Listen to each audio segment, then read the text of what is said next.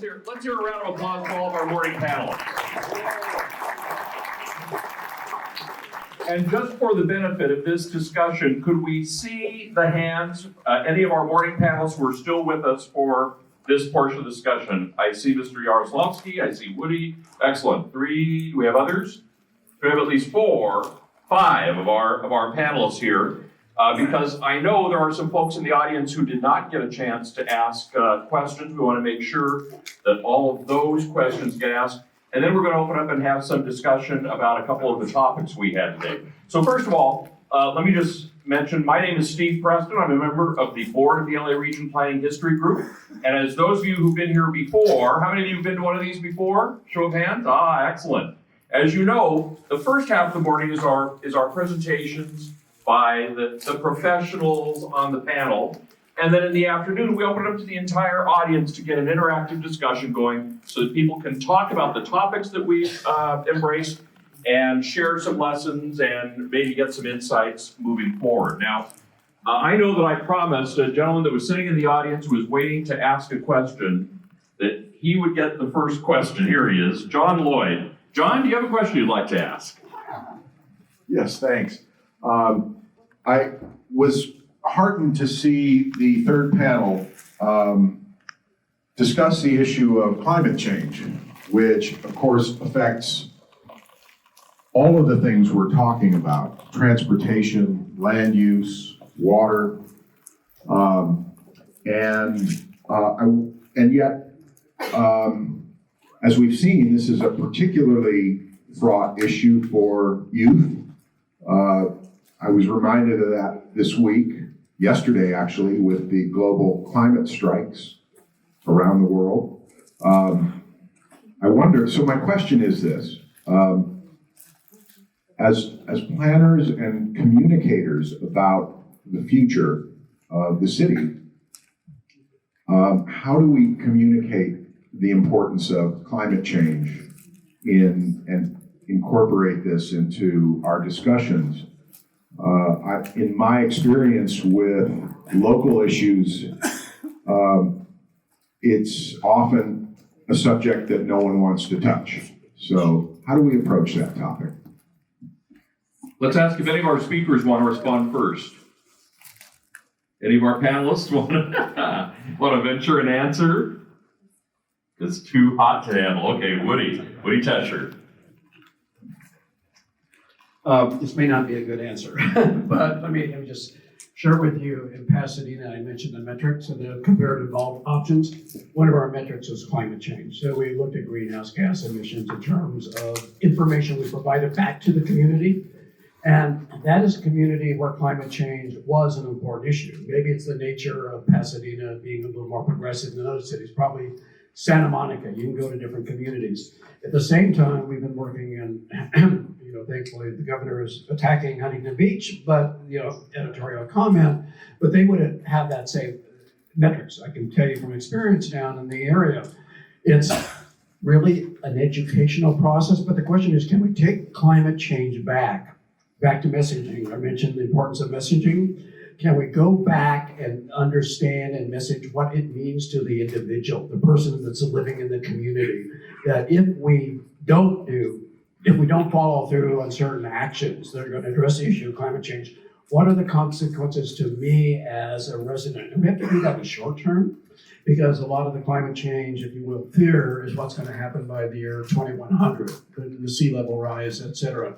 So it's easy for someone who's living here in this year, 2019, to sort of write that off. So the question is, can we find shorter term consequences and understand what those are and clearly communicate them effectively to the public and say, is this something that you basically want to validate? Thank you. Another response.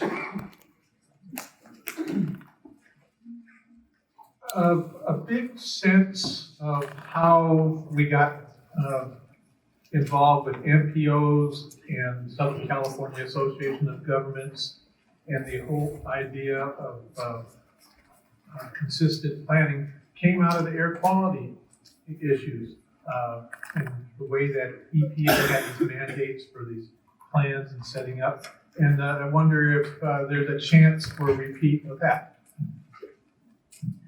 Thank you. Anybody either want to respond to Alan's comment or offer an additional insight? Let me then ask a question. This morning, on my way over to the colloquium, I stopped at my favorite coffee house here in Pasadena, a place called Zona Rosa. And the barista looked at me and said, "Oh, you're looking a little dressed up for a Saturday morning. Where are you going?" And I said, "I'm going over to the Huntington Library." "Oh, really? What are you going to do?" "Well, I'm going to be involved with the colloquium there." And he said, "Well, what's the topic of the colloquium?" And I said, "The Los Angeles Center's Concept at 50. And his eyes kind of narrowed a little bit. And he looked at me and he says, "That sounds like a terribly niche topic." So it is a niche topic, but I think a point of what a lot of what we heard discussed today was how you get communities to embrace something that we know ultimately is supposed to lead to a better outcome for their community, something they would readily rally around. But the idea of the plan and the process itself seems somehow so foreign, so abstract, that it's tough for somebody to get their arms around the idea. So what is it we need to be doing if we want to ensure that the next big plan for Los Angeles, whatever it is not seen as a niche sort of issue? How do we really engage the community in a bigger and bolder way? Anybody have a thought? Anybody want to jump in here? Go ahead. I just want to make an observation about the communication of the concept plan was being developed. I grew up here, and I remember incredibly detailed articles and communication about what this plan is, what it will do, with Bob Dannenbrick's incredible sketches in the LA Times, on the front page of the LA Times. So at that stage, we had incredible media coverage about what this plan means to every resident. And when we got involved in the general plan framework, we tried to work with the LA Times for the same kind of communication. They refused. This was not important to them. It had no meaning to them as something to proceed. So my comment is more of an observation of what happened in the past. And those channels of communication to the public have at least in their former format, have broken down. Absolutely. Anybody got some observations about what we might do differently? So, that's a good question. I'm not sure I have the answer exactly, but one thing that Arthi mentioned and one thing that we're talking about on our table is this idea of connecting with youth and seeing the planning process through their perspective. And I think that just goes to seeing the planning process from multiple perspectives, which includes taking our planning concepts or planning jargon, like sustainability, and really trying to break that down and ask what does that mean and how can we communicate that in a more accessible, consumable way.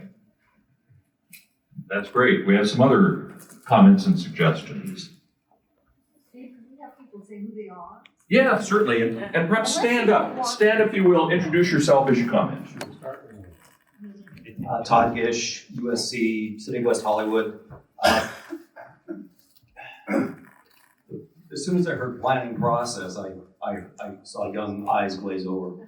I think we start with places and talk about their actual day-to-day experience and the places that they love and the places that they don't love, the places that they don't like and that they see as problematic, and start the conversation there and sort of work back to policies and the process of how these things come about, sometimes on purpose and a lot of times by accident. That's one way to sort of get our foot in the door. Hi, I'm David Sloan. I'm a professor at USC. Recently, a student came in as an admit to our program. We have an undergraduate degree in urban studies and planning. And he admitted that when he was 12, he wanted to be a planner. And he said, not a single one of my friends had any idea what that meant. And so I would encourage us to think about Daniel Burnham. Now, Daniel Burnham has a tricky reputation. going back all the way to 1909 in the plan of Chicago.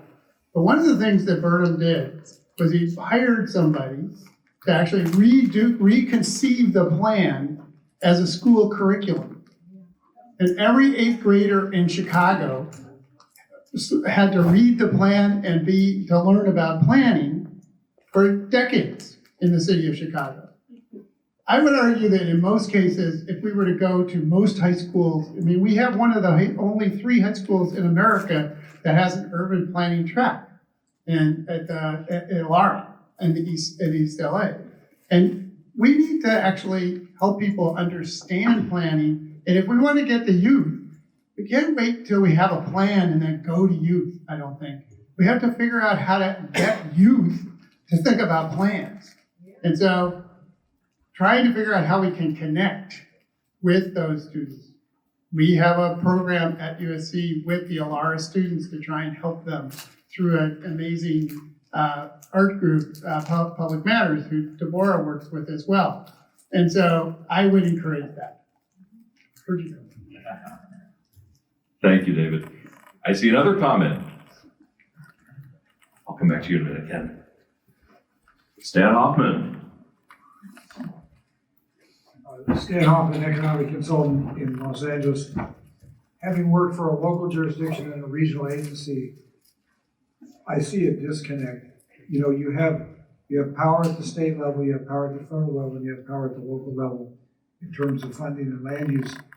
And I mentioned earlier in the session that when I worked for ABAC, we tried to implement a centers type concept around BART, and the local jurisdictions really did not want to have any regional control over them. And even today, SCAG is a volunteer organization, although they do have a little more persuasion, and they do have transportation money to give out, which is important.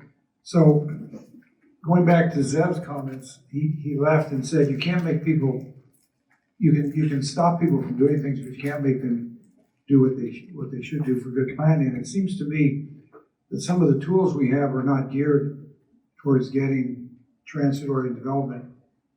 Namely, look at what's happening at the state where Weiner is trying to create a bill to make it more acceptable to do planning around nodes.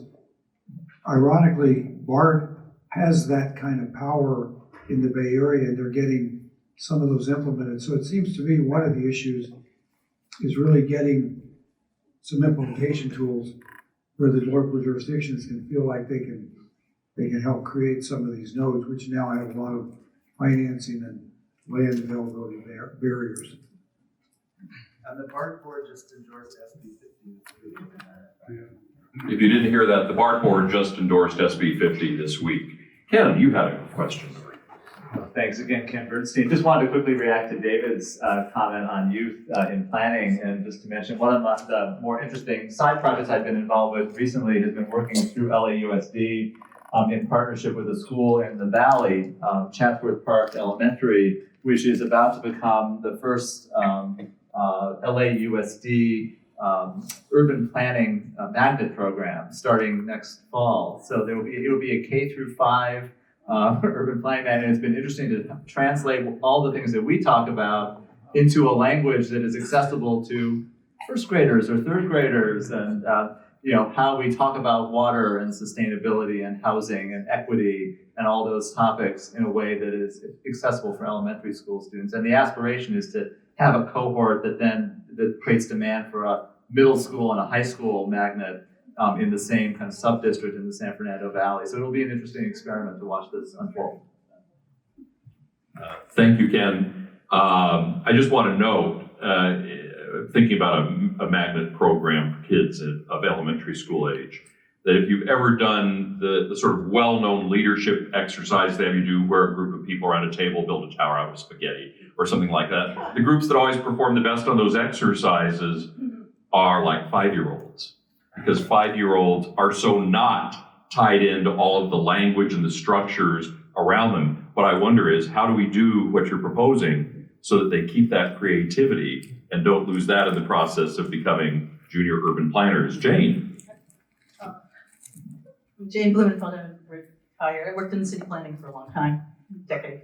But I just wanted to add on to Ken's thing, when the city was doing AB 283, which was that rezoning of the entire city, and we had like all these giant floor maps.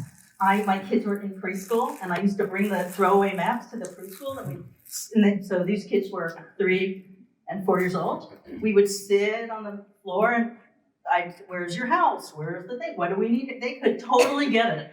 They were 3 and 4 years old. They could have conversations. It was, and it was not, no jargon, no nothing. And they all got it. They got what the city was. It was quite amazing. So to me, it would be good to do it, in the really early years. And so it's something they all know. It doesn't just happen in a city.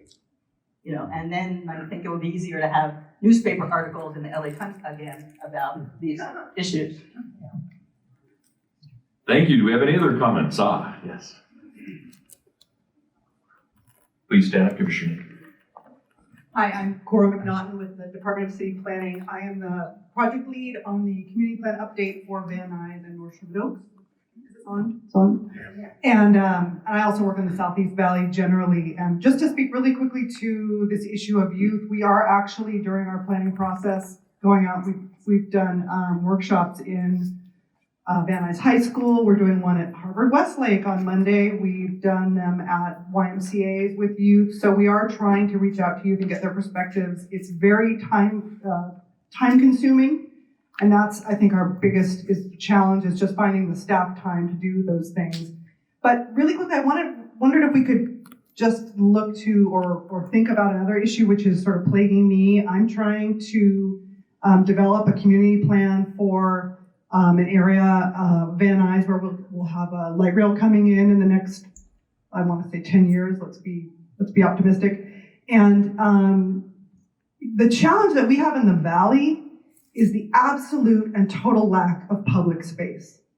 And it's something that I only started working in the valley. I really didn't know the valley until I started working there about a year ago. It's shocking to me how little how little public space, forget open space, right? We know there's not enough of that, but just public space. And so to speak to your issue about implementation is how do we work with, since in Los Angeles, it's all about the private sector and how they're developing, how do we create centers, destinations, places where people want to be and walk around and all of that stuff, given that we don't have the tools to say, well, you know what, we're going to put a park here because the city owns this land. So asking for a friend, asking for myself, really. That's a great question. Anybody got an answer for it? No? I can build on that. All right, go for it. I'm Dave Meeker with Metro, and Christopher Hoffman's comments were really getting to me today when we were talking about the price of rents in downtown Los Angeles, with $2,500 to $25,000, and this is really our most popular, our most successful center that we have in the whole concepts here. But to replicate that, affordable housing seems to be a major crisis that we have here, and the affordability of building in centers. I'm wondering if the cost of building high-rise and high-density housing is pricing us out of the competitive market for affordable housing. How do we get affordable housing in centers? Or when I was looking at all the centers there, I'm wondering, the transit lines are connecting centers along arterial boulevards largely. And so I guess the question I have is, can more affordable housing be built if we extend outside of the centers? I look at connecting those dots together, and each one of those connectors is a potential area where we could build lower density housing along arterials served by the bus transit system that we have through BRTs and things like that, where maybe the housing would be more affordable if it's housing over retail, that sort of situation. And to the degree that we could look at the streets like Olympic or Venice Boulevard or some of those major arterials that could accommodate that density. Because I've seen some statistics that say if you built along the rapid bus corridors, you could add 3 to 4 million people to LA without necessarily encroaching into the single family neighborhoods. So I think housing is such a crisis now, and when I look at the number of renters versus homeowners, and the public meetings we go to now, it's largely single family and over 50 homeowners that come to those public meetings. But the demographics in Los Angeles are 80-20 or something in favor of younger people, people of color, people of lower incomes who can't afford that type of housing. There's a huge social changes coming on the center's concept, which maybe how do we revisit that center's concept in a way for that transit and housing that maybe doesn't put all of it in the centers and looks at those arterials as connectors for that. So it's just a type of that density in LA, but You raised a lot of great questions today at this meeting, and I'm just going to be thinking about it for a long time. That's great, thank you. I think I saw a couple of heads nodding up and down on the density question. Christopher, you want to comment? Hi, Christopher Hawthorne from the Mayor's Office. I really appreciate those comments, and I think we're thinking in terms of housing production about all of those questions. A couple of quick things. One, if I were still in my old job, I can guarantee you I would have been here covering this. I think there's a lot of interest in the press, so I can think of 4 or 5 younger writers who would have been really interested. I don't know who you reached out to, so I think this is a really germane and timely set of questions. So I think the interest is there in the press. I don't know who you talked to at the LA Times, but I think among other people I know, there's a lot of interest in these issues and a lot of coverage right now, a lot of good coverage of these issues. Secondly, I just, to the point about regional cooperation, the kind of regional vision that is embodied in the center's plan and how many of the centers are outside of the city of Los Angeles has certainly not been embodied and has not been followed through on. I've been talking with some folks in Culver City, Thomas Small, the mayor, and some others about their own general plan update and gave a talk in Culver City not long ago and was struck as I was preparing for that talk that if you look at the population numbers from 1970 till today in Culver City and Santa Monica as well, for that matter, the population has barely budged. The population of Culver City is essentially exactly what it was in 1970. Santa Monica is almost exactly what it was. So there are many reasons for the housing affordability and homeless crisis we've underproduced within the city of Los Angeles for all the reasons that we've talked about today.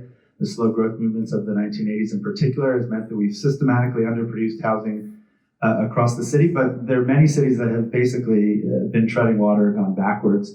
And Prop 13 has affected that. There's basically no incentive, as many of you in this room know, for particularly smaller cities to bet on housing as opposed to bet on employment as a means of economic development. So all those things need to be on the table. We need to be thinking about, we're at this moment also where all these crucial reforms that happened in the wake of the center's plan, so Prop 13, CEQA, Coastal Commission, are all reaching an age where they need to be rethought, and as politically difficult it is to rethink all of those, I think it's crucial to do it. My parents, who bought their house in 1972, have one view of Proposition 13. I can tell you as a product of the public schools in California, I have a different view of what that's meant. Even as I was going through the public schools, you could feel it as a student, getting sort of hollowed out from the inside. And so I think we need to understand the appeal of those reforms, why they were needed in the first place, but also realize that there's now a couple generations that see those things from a very different point of view. See Prop 13 as a means not of protection, but of exclusion. And so we need to have a conversation that puts all those things at the table, as difficult and fraught as it can be. Thank you, Christopher. Let me go back for just a minute to the idea of inclusion. There was a comment that Emily Gable-Luddy made during her presentation, if I understood it and interpreted correctly, that even during the immediate days after the 1992 civil unrest, when planners needed to turn out in communities of color to do presentations or discussions, they were there, they did it.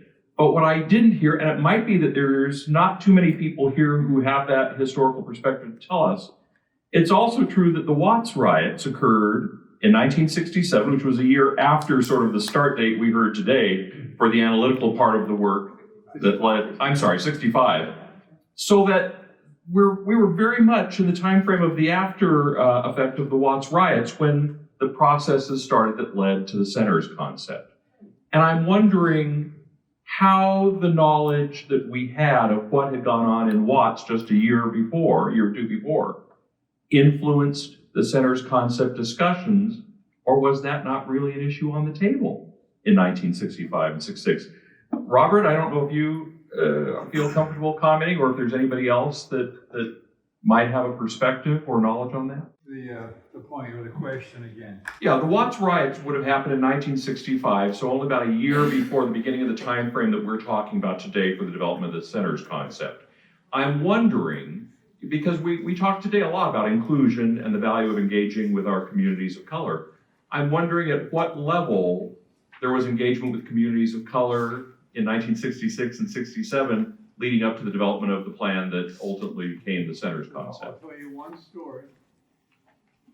Before I actually got started on the design, before I actually got started on the urban design work with all the fire damage in South LA particularly, Hamilton asked me if I would divert my time, do a couple of case studies, so I did.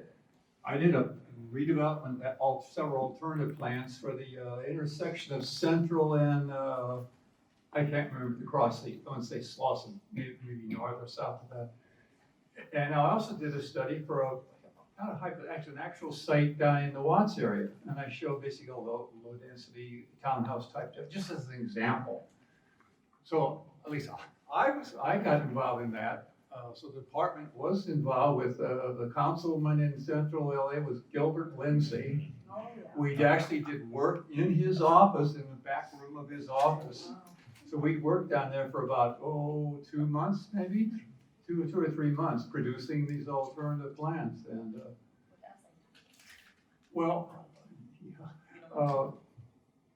I have not come back to that location. I don't know which of the several alternative plans the city or some developer, I don't know if anybody actually, because there's a lot of fire damage, a lot of buildings have to be cleared out. So I don't know. I've never been back to that spot, so I don't know what's ever happened to the Central Avenue project. But anyway, that did happen prior to me starting to work on the urban design. Thank you, Robert. Any other observations on this topic? Todd? Just a small data point on this particular topic, because I know that in 66 or 67, there was a satellite office of City Hall located or to be located in Watts to join Van Nuys and San Pedro. I thought that timing was interesting. Somebody was saying, is that office still there today? I'm not a very good historian, so I'm going to spread some hearsay information. We interviewed Ann Howell, who also was working in the office in the planning department at that time. And she had a theory, and it's not been researched or proven, but that to the question about why on earth would Sam Yorty hire a crazy guy like Hal Hamilton? And she said that he had gotten some advice that he's got to find someone who will do something to bring the communities together or reach out and talk to the communities.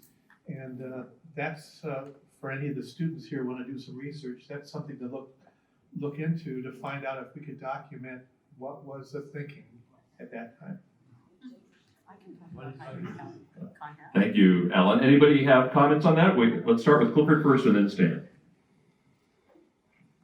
I'm Cliff Graves, and I did not live in Los Angeles when the unrest happened, but I will tell you on very good authority that there was never much of a connection between the causes of the unrest and planning.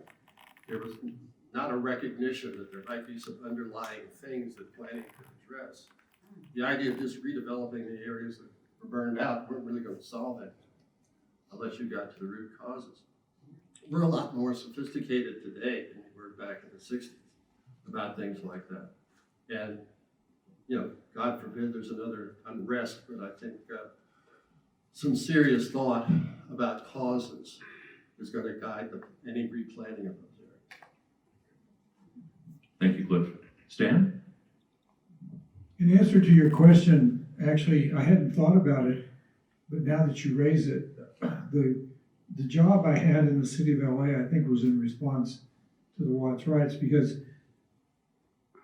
I was just getting out of planning school when I started in 1970. They created something called the Community Analysis Bureau.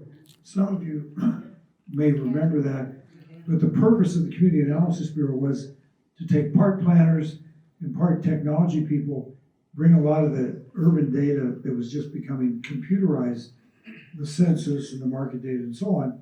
And Robert Joyce was the director at that time. And what his major focus was for having us do reports for each of the 15 council districts.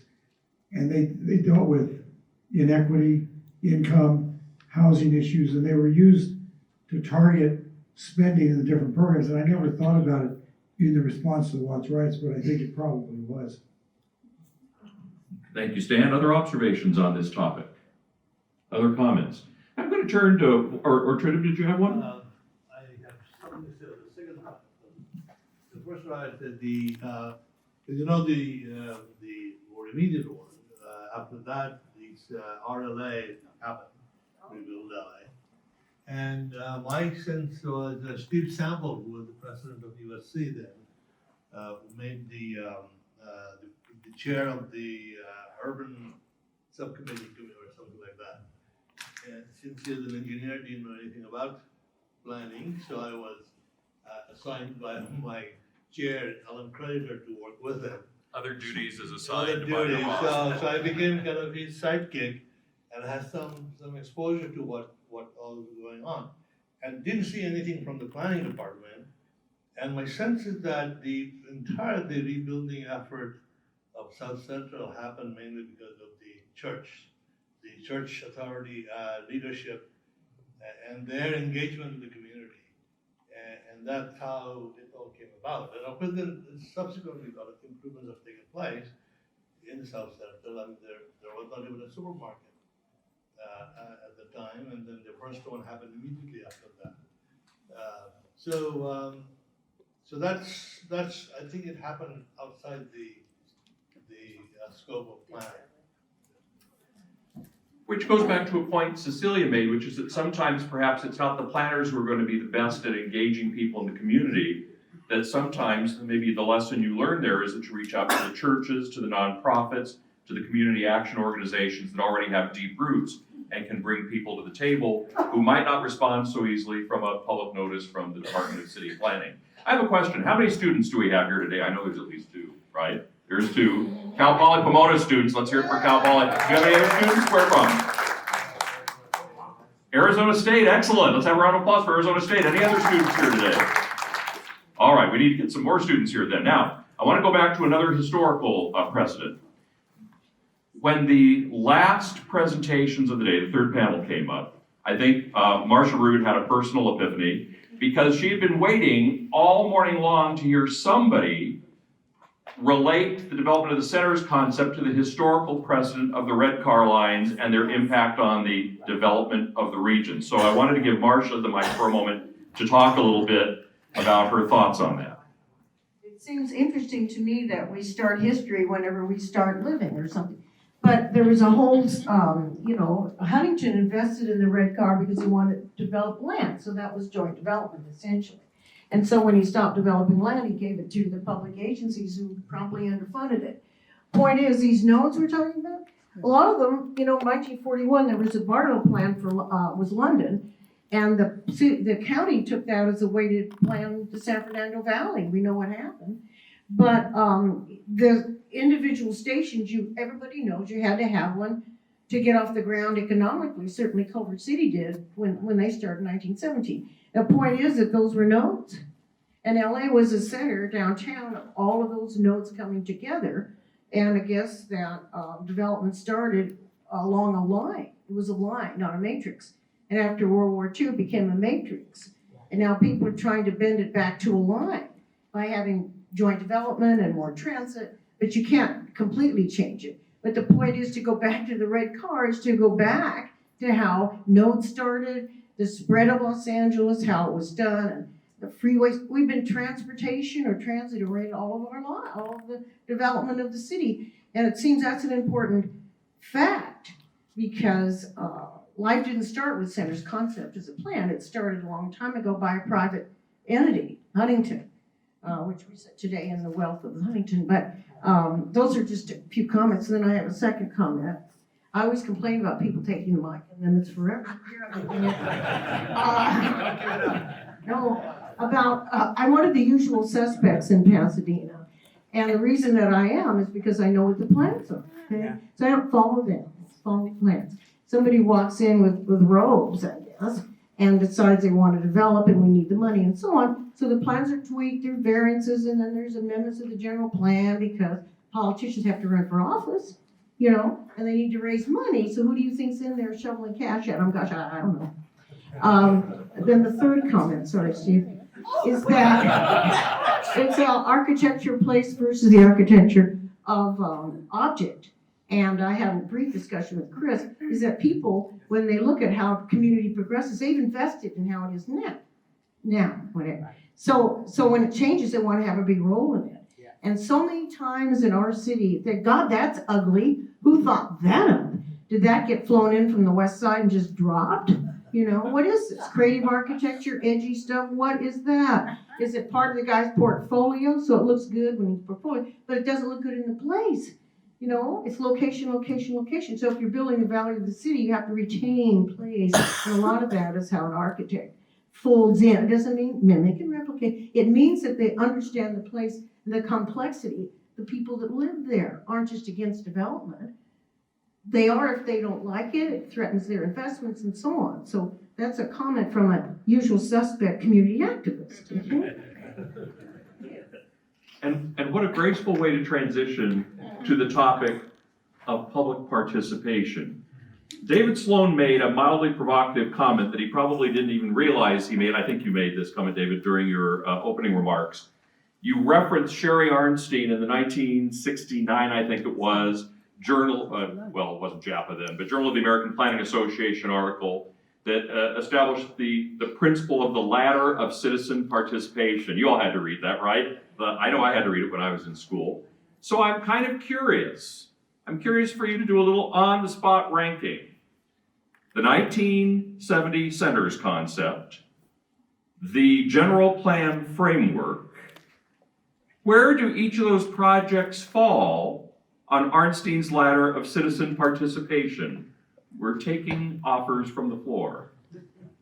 Where do those projects each respectively stand on Arnstein's ladder of citizen participation? Where the bottom of the ladder is things like complete ignorance of the public and co-option to a minor level of information, and then moving up hopefully to the top where you're in partnership. So let's make it simpler. Instead of using the terms that Arnstein uses in the article, let's put 0 at the bottom and 10 at the top. On that 0 to 10 scale, where do we think that the public outreach on the centers concept landed? Your guy in Santa Rosa told you this morning. Yeah, maybe he did, although I don't know that, you know, as Woody pointed out, the centers concept made the front page of the LA Times with some of Robert Dannenbrink's sketches. We might roll over and drool on ourselves to get that coverage today because we couldn't, and the media atmosphere is so much more fragmented than it was in those days. So I don't know, any thoughts? I think there was a lot of, Christopher can validate, I think there was a lot of LA Times reporters in those days, and they had, or I forget, before Sam Hall Kaplan, there was somebody before. Yeah, and there were others who weren't really that, but also talked about. So there was a lot of coverage, and I wasn't there at the beginning of the centers thing, but everything I heard when I got there in the 70s was there was, you know, tens of thousands of people in group, you know, people were interested, just genuinely interested in this. And in the framework, I'd say, where I was there for, less so than that, for sure. It wasn't, I think, anymore on the front page of the LA Times. There was a lot of big meetings with a lot of people, but it was nothing like what it sounded like the centers concept participation was about. Just as a quick counterpoint to that, I think the coverage is much stronger. As a counterpoint to that, I think the coverage is much stronger now and varied than it was then. I mean, I studied with some of the most famous architectural historians, urban historians in the country. I didn't know until about 5 years ago that the GI Bill was not available to African-American families, families of color. I didn't know that this whole notion, all those pictures I've looked at of the case study, 22 Julia Shulman's photograph, that was not only, I mean, the racial complications of this story were just not something that was, so that coverage could be quite strong. There were a lot of blind spots. The fact that neighborhood where that house went up was racially restricted, and they couldn't finance the house because it was so forward-looking until they found an African-American owned bank. Irony of ironies, right? So the fact that all those things was not part of my education and part of generations of education or the coverage that was happening. I think there's a whole variety of people writing on urban issues right now at a bunch of outlets doing really, really strong work. So I would just counter this notion that those were the good old days. In fact, let me make a point that consistently, I think it's the Pew Research Institute that reports that newsroom diversity among American newspapers has made very little movement in the last 30 years. Most newsrooms don't have people who report on communities of color or special interest. As a result, the hypothesis is that we're not getting much better coverage now than we were getting 30 years ago from some of the largest newspapers in the United States. But there are lots of other voices now, that's true. You started the conversation by asking the question about the difference between the concept plans and the framework. And what I will say about the framework is even though we did not get the press that the concept plan had, there was an incredible attempt to go to the grassroots of the communities in terms of meetings. There were hundreds of meetings at that level. Emily mentioned that a day after the unrest, et cetera, the numbers of people that still showed up at the meeting. And that was because it was, again, getting away from City Hall. This wasn't a public meeting. This was about your neighborhood and your community. And there was an extensive, deep roots, grassroots efforts in every community. Now, the trouble is each community and the size of Los Angeles is equivalent to, one community plan area is equivalent to the size of Pasadena, Glendale, Burbank combined. So the dilemma is even though you think you're getting into that grassroots by having extensive meetings, you still don't have the coverage you would have if this was a meeting in Pasadena or Glendale or Burbank. It's the sheer scale of Los Angeles in terms of getting that coverage of the people who need to be there at the table is extraordinarily difficult. Thank you, Woody. Now, and Alan, let me know if I've got this right. We have about 5 minutes left. So I want to do a grand wrap-up question. So you've heard the story today. You've heard the evolution of Los Angeles planning through the center's concept, this remarkable sort of legendary document that represented both an advancement and a change in direction for Los Angeles city planning. You've seen how it influenced subsequent plans, like the general plan framework and the community plan work that's being done even today. My question is, what is the biggest takeaway that you got out of today's colloquium? We're opening up the floor. Anybody who's got a takeaway, what's the one thing that you're walking away with today as either a lesson or an idea for the future or a historical tidbit that you learned that you didn't know about before? Anybody? Yes, sir. Execution. It's not just good enough to have a plan, you have to have a goodwill way of executing it, otherwise it just won't materialize the way you hope it will. That's a good lesson for all of us. Other comments? I think that Supervisor Jaroslawski made a very good point in that sometimes the best laid plans don't really work out because of external conditions that exist. And so I know that's hard to go through and anticipate those things, but I think we need to try to, in the future, anticipate what external conditions will exist in the plan that could affect our plan in the future. And maybe have more choices or more options that are alternatives on there that maybe the plan could be plans could be a little bit more flexible. And I think in the past, what we've always done is this is the plan and this is how it will move forward. But I think if we have the plan and then also allow for variability so that the plan doesn't necessarily have to be redone every single time, but tweaked in an easier manner than it has been in the past, that might be a good thing that we should be able to do. And by the way, I'm Sergio Valdez. I used to work for DOT and I'm retired now. Thank you, Sergio. David Sloan. It's been a long day, so we should end on an optimistic point of view, in my opinion. I think Chris is right in some way that there was a limit to what was the voice of the time. And yet, that voice was expanded by the efforts of the planning department to reach out to perhaps like-minded people or like income kind of people or like race kind of people, but they decided that they needed to have a participatory process that was much greater than the ones in the past. And if you think about that, and you think about where we've come as a planning profession since that moment, And you think about that being the first time a large city did that.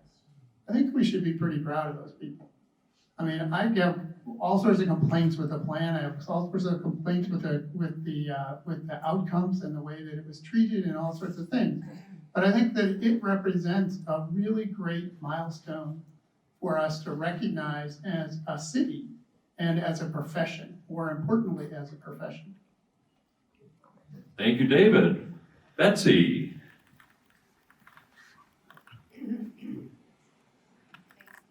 Hi, Betsy Wiseman. I worked for many years with the City of LA Planning and San Diego before that. I saw a common thread that ran through really all the presentations today, and it maybe is my takeaway from it, that starting from the beginning in the first presentation, and talking about Kevin Lynch, that the question really was how people see the city. That was the question that was asked, and it was in Bob Dannenbrick's drawings from Boyle Heights and from Westwood. And that as each, whether it was the center's concept or whether it was the framework concept, the framework plan, or going on forward on community plans and all the many community plans that my staff worked on and were working on, they're still working on it, but I'm not. Was that what we should be looking at is not so much how we see the city as planners, but the takeaway is to see how the people see the city and then make our plans from that. Thank you, Betsy. Any final comments? Marcia? First of all, I think that the center's concept, it just occurred to me sitting here, was the first time someone from the East Coast took this city seriously. That it's actually a city, you know, it's always suburbs and such. But that took it seriously. So this is a city, here's how it works and so forth. The second thing is to hand in your surveys, right now, to you or up here, or where do we hand them in? Any place? Okay, he's gonna stand over there. And as a final note, thank you, Steve. Let's give Steve. And thank you all for participating in a colloquy. It grew out of the idea of not the Last Supper with an audience, but rather that it's more, you know, I call it, but it's more of a playing field here. That we all have a chance to jump in and talk because we're all, yeah, just Steve. Could we give a round of applause to our videographer? Thank you. Following us the whole day. Anyhow, thanks for you, all for you coming. So we've got your emails and we'll send a blast. And the Anything video else, will be Steve? posted on the website. And be posted on the website. So thank you so much. Enjoyed it. Okay. Okay.